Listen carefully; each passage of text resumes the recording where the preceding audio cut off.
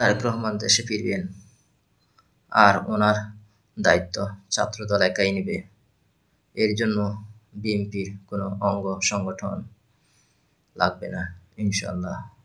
যেমন যুবদল, স্বেচ্ছাসেবক দল, তাঁতি দল, ওলামা দল, শ্রমিক দল বা মূল দল, এর জন্য অন্য কোনো সংগঠন প্রয়োজন হবে না। ছাত্রদল একাই ওনার দায়িত্ব নেবে ইনশাআল্লাহ।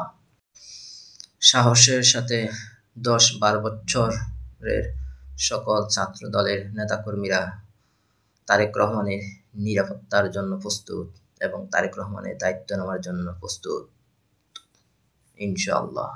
এটাই ত্যাগী ছাত্র দলের নেতাদের শপথ। এবং লাস্ট 10-12 বছর যে সকল ছাত্র দলের নেতা বা ছাত্র দল কর্মীরা শত বাধার মধ্যেও দলের মিছিল, মিটিং এবং প্রত্যেকটা প্রোগ্রামগুলো করেছে, শত কষ্টের মধ্যেও সে সকল ছাত্র নেতারা বা সে সকল ছাত্র দলের কর্মীরা প্রত্যেকেই প্রস্তুত তারেক রহমানের জন্য নিরাপত্তার ব্যবস্থা এবং তারেক রহমানের জন্য নিরাপত্তা হয়ে রাস্তায় থাকবে।